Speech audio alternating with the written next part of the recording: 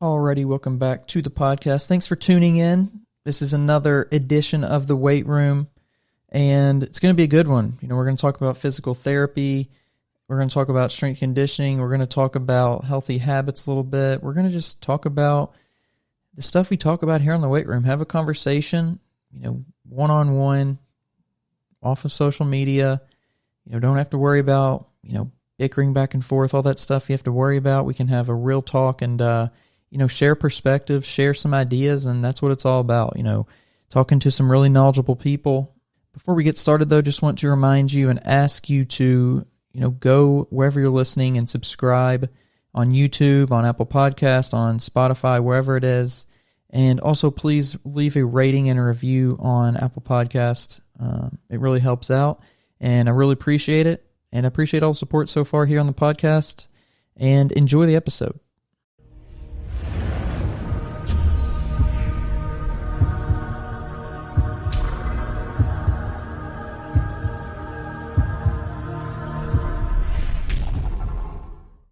So I'm Pete Inserillo. I went to the University of Hartford. I played soccer there during my undergrad and finished my doctorate there as well. I'm currently working full-time as a physical therapist in an outpatient orthopedic setting, and I work in sports medicine. So I work for a local prep school, Avon Old Farms. I'm their head physical therapist, so I see all of their athletes. It's one of those areas where really most people don't go until they have to. You don't do that kind of thing until you have to do it. So it's like, you hope you get somebody that is both good at what they do and somebody that really cares about what they do and cares about the individual. So I think, that's a big aspect, comparing it to like personal training or strength conditioning, even, to where, most times, unless you're in a sporting kind of, realm, you can kind of pick and choose who you go to. And it's usually you're going there and you're in a good mood to go there. And it's like, choose to do this kind of thing. Right. Yeah, that's a good point. The field is very much a reaction, and it's not, very proactive in a sense. So it's always someone gets hurt, then they come see their physical therapist, whereas, it really should be the opposite. And as a strength and conditioning coach, it's important that we have the skill set to be able to predict whether or not someone has, a movement dysfunction or, some sort of predisposition to injury. Definitely. I think that would be, really cool to kind of get that maybe a little bit more in-depth training on that without having to go through that whole route, at least enough to where it's like, hey, this is the issue I'm seeing. Go see this person and they can, do more in-depth kind of stuff. I think that would be, and I'm sure it is, to a point, to a degree. But with the seriousness of athletics and the seriousness of, just people wanting to get better, even if they're not in athletics, for personal performance and things like that, people do take those things to, the utmost level of seriousness and not to waste any time on injuring yourself. Cause it's really unfortunate, whether you're an athlete or not, whenever you do get hurt, not just because, hey, you're in pain or you have to do, things in a little bit different way, but it's time you don't get to get better at what you love doing. I'm a big believer, I've been a strength and conditioning coach for the past 8 years, and I'm a huge believer that every physical therapist should have some sort of experience in the weight room, whether it be personal training or strength and conditioning. Because as you just said, it's really not black and white. I like to think of it as a spectrum, and our job as physical therapists are to get you from, one side of the spectrum, the acute post-injury side, to your full potential level of performance on the other end. And, without having that prior experience in the weight room, coaching a bunch of different demographics, not just high school athletes, it's really helped develop my skill set and moving along that spectrum in a nice progressive way. So getting kind of back into your history a little bit, how did you get into this world? What made your, kind of piqued your interest? Was it your own sporting kind of career? What was that? Yeah, for sure. I think most people that are involved in sports or, in rehabilitation, they were once athletes. And like myself, I played every sport under the sun. I excelled in soccer. I played in college, and I played baseball. I played hockey. And I just love to be outside. I just love to be active. And eventually, once I got into high school and I started to really have to think about what I wanted to do, playing college soccer was on the forefront of my mind, and that was my dream, and I chose to pursue that. And believe it or not, I actually wanted to be an athletic trainer. And what I ended up finding out was a little bit more about the schedule, what it entailed in terms of, what sort of availability they would need to fill that role. And of course, money is always a decision factor. So I decided to not go about that route. I just studied health science in college. Again, I really just went to school to play soccer, and I did a bunch of different jobs and explored different routes. I took 3 years to go back into PT school after I graduated, and I knew I wanted to do something in the medical field. I knew I wanted to do something involved in athletics, and I really do think I found the perfect fit. I mean, we kind of have it, from past to future, but I think it would be interesting now to see the difference between, a real, case study difference between athletes who did that kind of, multiple sport route versus the athletes who went and did more of a, year round sport. And just to see the difference, not in just the physical health, but also the mental health aspect, I think too, because, so many times I feel like young kids, maybe they start out and they're interested in the sport. Hopefully that's the case. But by the time they get to high school and college, and it's just like a burnout that happens with so many different athletes, and doesn't matter the sport. It doesn't matter if they were in it initially for the love of it or not. It's like, we just need a break. There's no balance in that. It's like you're saying, the physical balance, there's no mental balance. There's, around the same people all the time. It's just, I think there's so much that is detrimental to a person just staying in that same sport or same routine. You're right. The burnout factor is so real. I even remember in college, and I was there playing the sport that I loved, and I had great opportunities to travel and be with players from around the world. I was so blessed. And I remember, my junior year, I was like, I'm just tired. I'm tired of being on my feet. I'm tired of running every day. And, although it was Division 1, I can see how other athletes, in a Division 2 or Division 3 setting would feel the same. It's just such a commitment.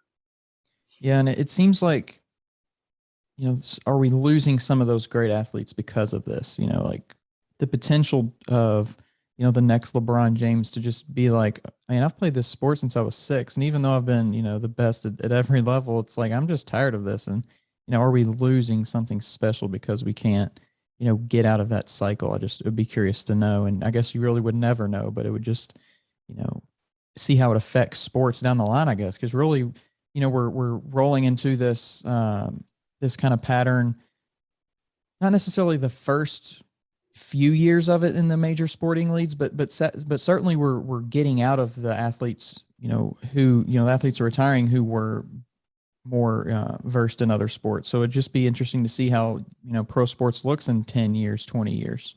Yeah, it's a good point. One thing I did I worked as a strength and conditioning coach at a high school for 3 years. And one thing that I did for a lot of teams after they exited their in-season phase, we played different sports as part of their session.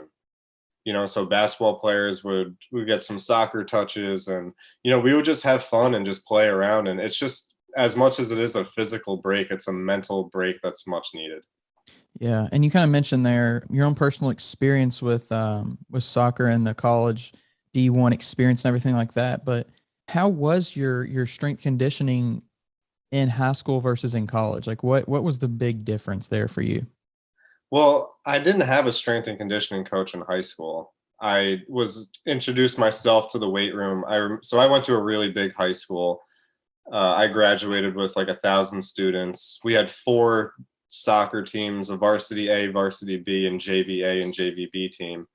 And so the main goal was always to play varsity A soccer. That was like the sport of the school. And freshmen didn't make that varsity A team in like 20 plus years. So that was always the goal. And, I remember I was okay. I think I worked hard more than anything else, but I didn't make it my freshman year. I did end up making the varsity A team my sophomore and junior and senior year. But I remember when I went back to the coach for feedback after my freshman year tryout, he said I was just too small and not strong enough. So that summer going into from freshman to sophomore year, I hit the weight room, and I joined a local Gold's gym and went with my best friend every day. So that's how I kind of got introduced to weightlifting. And So was that primarily like bodybuilding style stuff? yeah, I had no idea what I was doing. Yeah. So naturally but I was very fit. I ran a ton, and I was always like one of the most fit guys, even on the college team. The skill wasn't so much there, but that's okay. So once I got to college, like the environment was obviously much different. It was very intense. It was high energy, which I loved. And at the time, I didn't really know what I was getting into. I didn't really, see everything for what it was worth. And now looking back, I can see the reasons or the lack of reasons why we did certain things. And the PT side of me is like, wow, I can't believe we did that. That was really dumb. And did you see when you did start getting a more, formal strength conditioning program, did you see those, results start to kick in like on the field? That's a really good question, and I'm going to say no. So, and I loved my strength and conditioning coach. I thought he did a great job motivating us and inspiring us, but in my experience in a Division I weight room, it was more so about gaining mental toughness and learning to grit and persevere through whatever the obstacle was in front of you. I gotta say, like, when I was in college throughout the years, I actually got slower, and I wasn't as agile.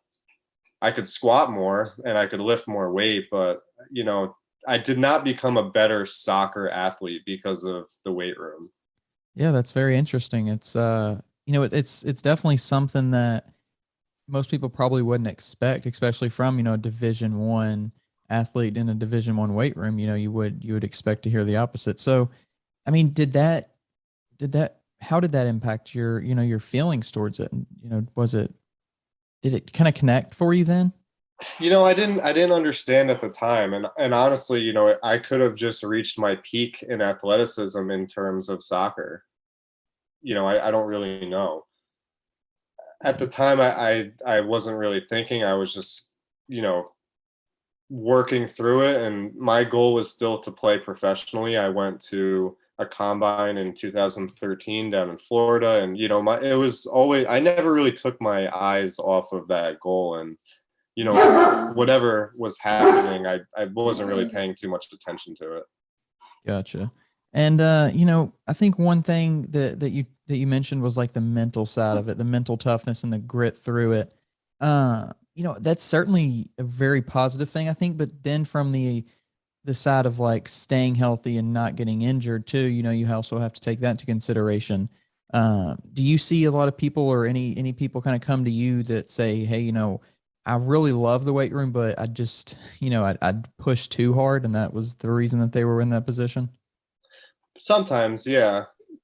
Looking back, there's one experience that I remember so vividly, and it was during preseason. We ran the beep test, which is an all-out effort fitness test, and then we one rep max squatted 20 minutes after in our lift.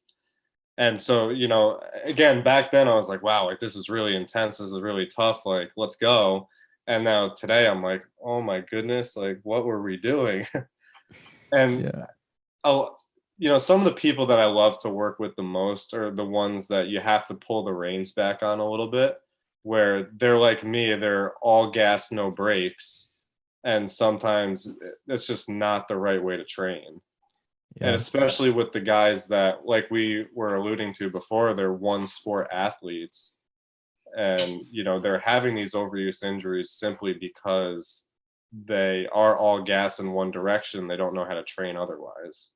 And it's so hard to find that balance there. And I think that's where a good coach does come in, or, just anybody really, a physical therapist, anybody who's there to educate them on the benefits of slowing down. And I think we're getting there and a little bit better, showing people, hey, if you recover this way, you're going to end up lifting better the next session. Yeah.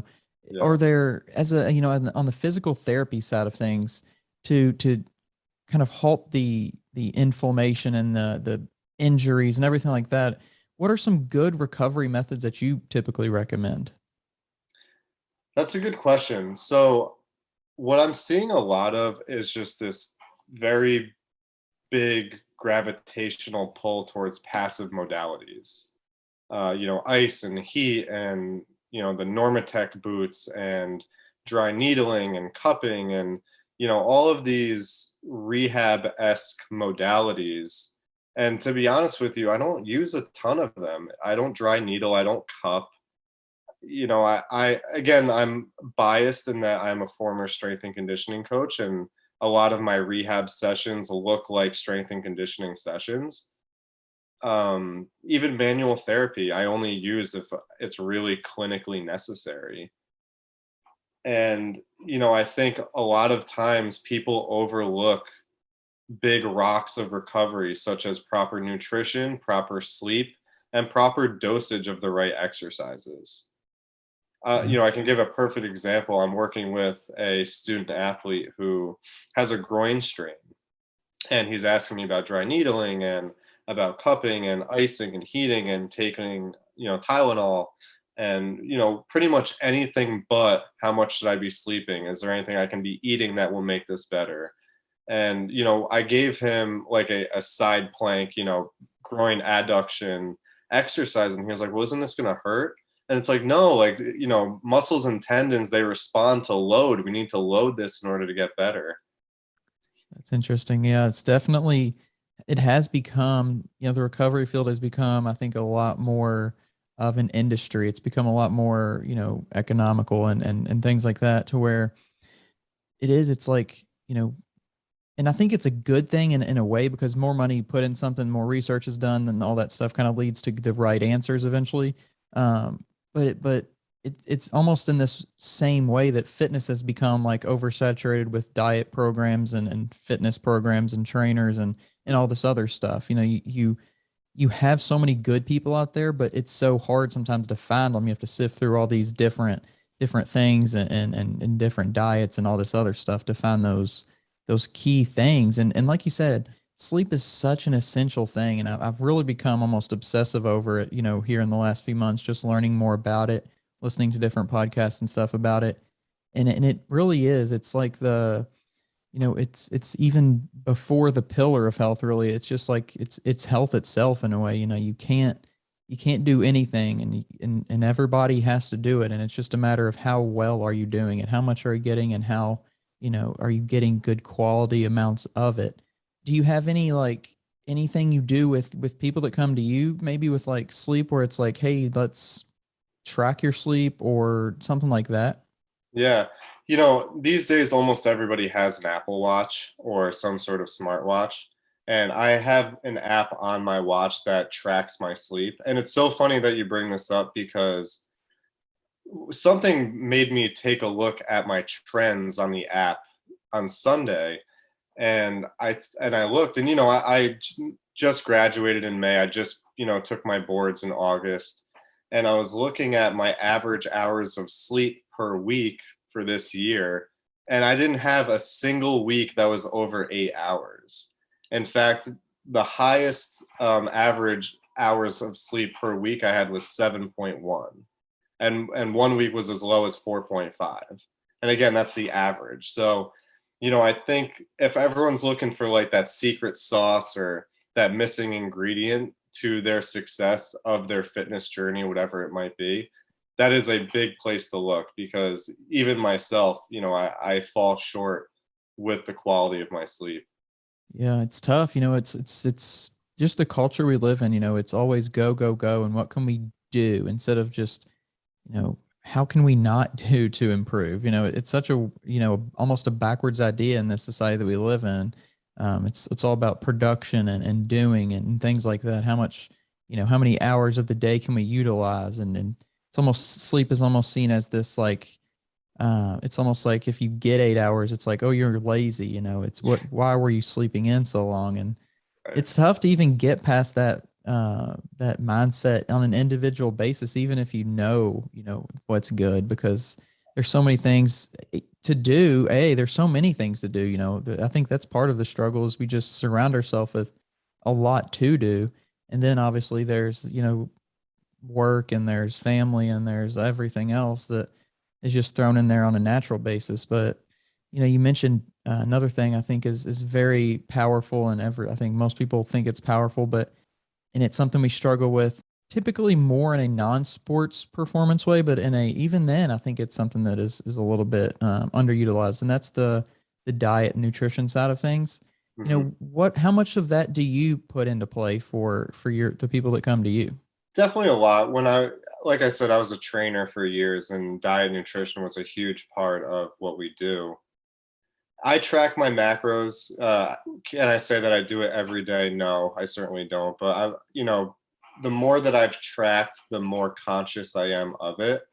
And I've realized throughout, the 8 years of coaching that I have, it's more like you get more out of subtracting than you do adding. And what I mean by that is I think tracking your macros and tracking your calories is a great place to start to become more conscious, become more aware, and really learn about yourself and about your own habits. But I think the best way to really be sustainable in your diet and in your nutrition is taking stuff away. So like excess meals, excess snacks. I'm a big believer in that simple works. So I have staples of my diet that, I go to the grocery store every week, I get my staples, and that's essentially what I eat. It's all about habits and staying within your routine, and I find that that works best. I struggle with getting vegetables in my diet and enough because I'm always on the go between my workouts and training my clients, and then being in the clinic, and then being in school. I just have a lot of different things to do, so I find that a lot of times the vegetables is what I struggle getting in the most. I think diet is one of those things, maybe next to sleep, where it's like it's so basic to our human nature, but it's like, how do we just tell people, hey, these foods are real foods? Like, eat more of these things, eat less of those things. I think it's so weird to me that people aren't utilizing diet in a more, health conscious way. It's one of those weird things about humans. It's like, what makes us almost want to not take care of ourselves, it seems like. I think part of it too is it's really difficult to be disciplined with your diet. And not for nothing, but it's really difficult to be disciplined with your sleep too. Yeah. When we're living in this information overload era where we have access to phones and TVs and Netflix and all these different things, you know, people stay up late and they don't get their hours of sleep, and it's easy to go into the gym and go hard for an hour a day, 5, 6 days a week. But it's so hard to do the right things during the outside 23 hours. And I find, that's even true for myself. It's easy for me to go work hard and sweat and put everything I have into my gym session. But then as soon as I get home, the last thing that I want to do is make a salad. The last thing I want to do is, make that harder decision. And I find that with a lot of my clients, it just comes down to being disciplined, not just being disciplined in the gym and following their program, but being disciplined in all of the other pillars that we talk about. Yeah, and I think that's very true. The discipline side of it and the distraction side of it. It's so many different things now are vying for our attention and for our our eyes, and when we have our eyes in certain places, that's kind of where our mind goes. And so I think that's just a big part of it. I think living a healthier lifestyle overall really does have a lot to do with what you surround yourself with, and not just the food and not just the people, but also what are you watching, what are you who are you trying to be like, kind of thing. It's just, there's I don't know, it's this whole this whole society we set up, it's so strange, and it kind of gets out of the physical therapy side of things and gets more into, the medical versus health side of things. But it seems just like so much of it is based around, how we can prevent instead of how we can, fix instead of how we can prevent. Right. So when people come to you who don't have that specific knowledge, kind of their misconceptions and things, and sometimes those can be really funny. Sometimes it's like it is funny, but it's like, oh wow, that's kind of scary that you didn't like that you thought that. What are Right. some of those things that people come to you with? It's like they maybe ask a question. It's like, oh, wow, I can't believe you thought that. It's like it's actually this way. Sure. I love this question. I think the one that's most prevalent that I've seen right now is the difference between a functional diagnosis and a medical diagnosis. And what I mean by that is if someone were to come into the clinic and said, I'm having knee pain, I got an x-ray, and and my doctor said that I have arthritis, or, I tried physical therapy, it didn't work, so then I went back and got an MRI, and oh my goodness, it's showing that I have a meniscus tear. What do we do? And what a lot of people don't understand is that just because your scan is showing something doesn't mean that that's where your pain is coming from. And it doesn't mean that the opposite is true as well. You can have pain and the scan show up clean. So I think that's one that's very difficult for people to understand, and it's difficult to describe as well.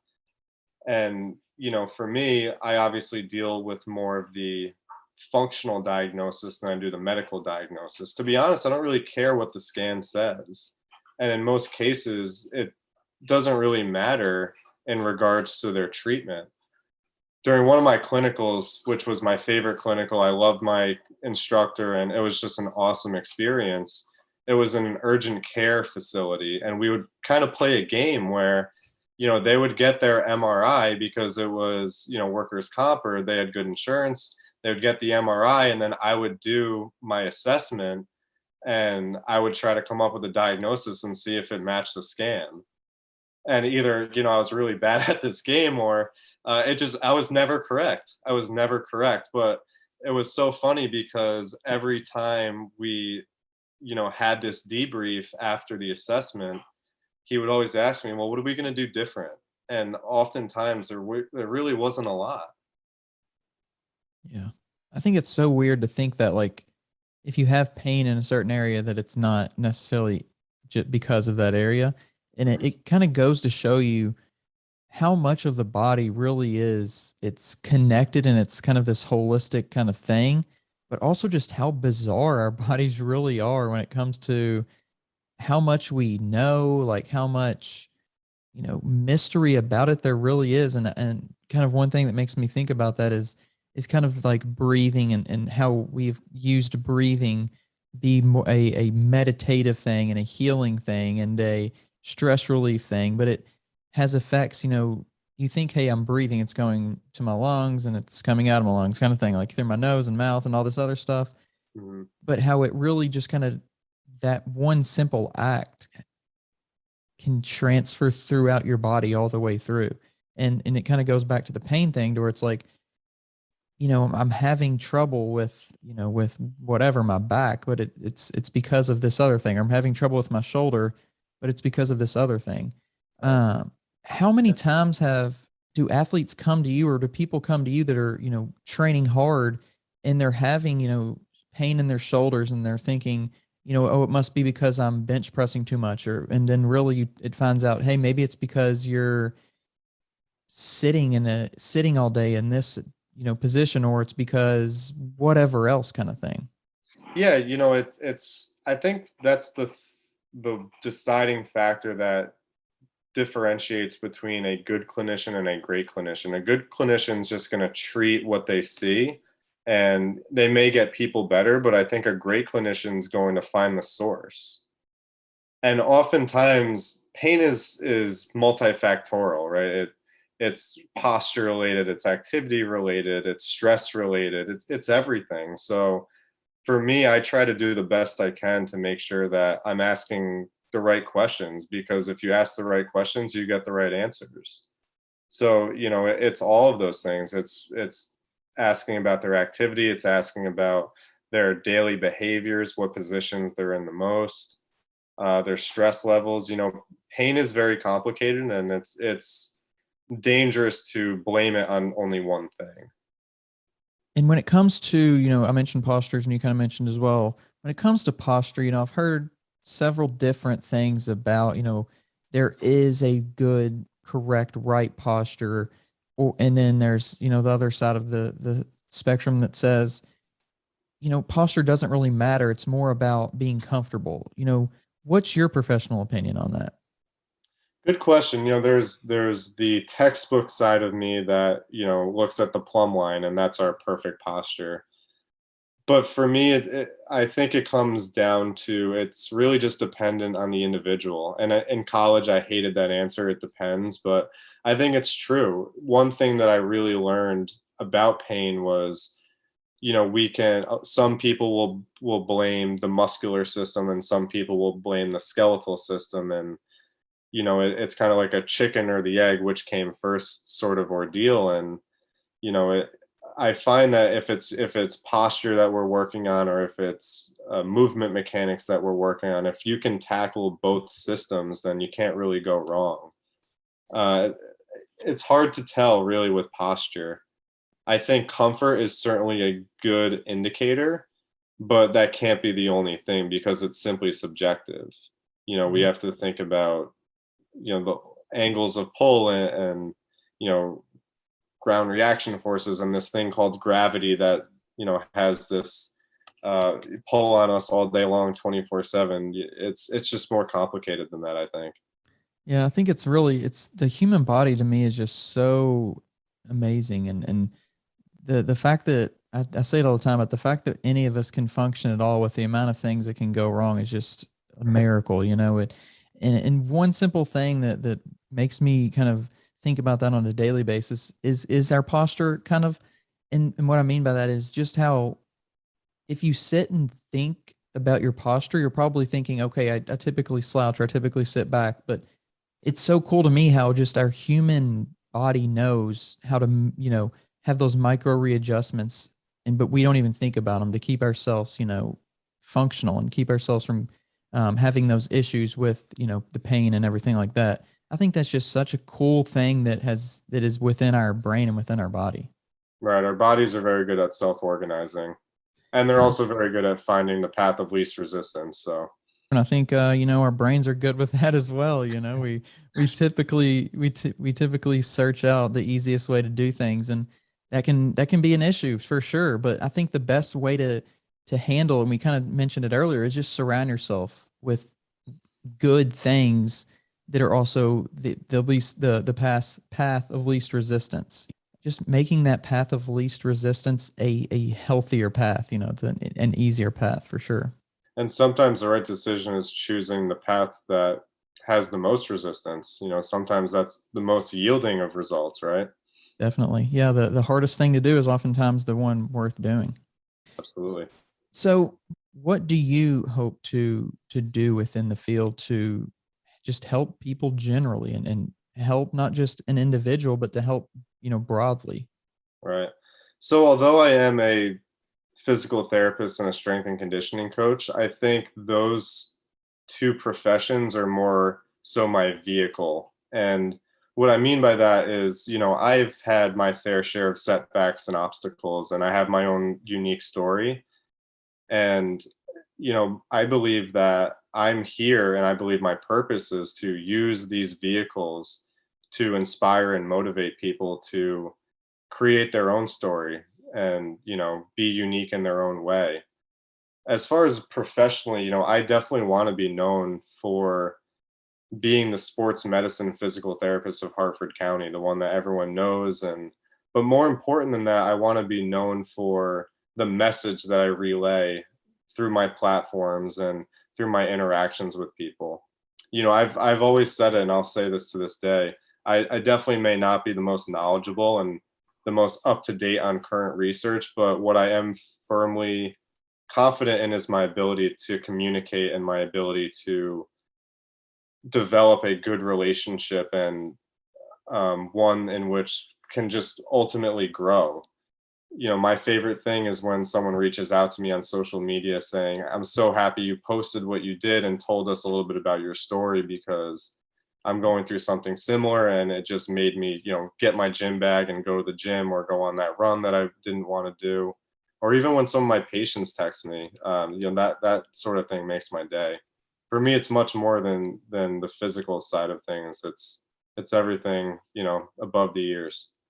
Yeah, I think that's a really cool point. And that's part of the point of this podcast too, is to have conversations between you and me, but also, this conversation, at least the way I look at it and I feel about podcasting is whenever I'm listening to a podcast, I almost feel a part of that conversation. And hopefully somebody listens to this and says, I feel a part of that and I can kind of pull something from what he's saying. And Yeah, no, I'm happy to do it. And I think that is one of the main problems with social media these days is it's all about likes and it's all about number of followers. And, I'm going to be honest, for me, I don't care how many followers I have. I don't care how many likes I have.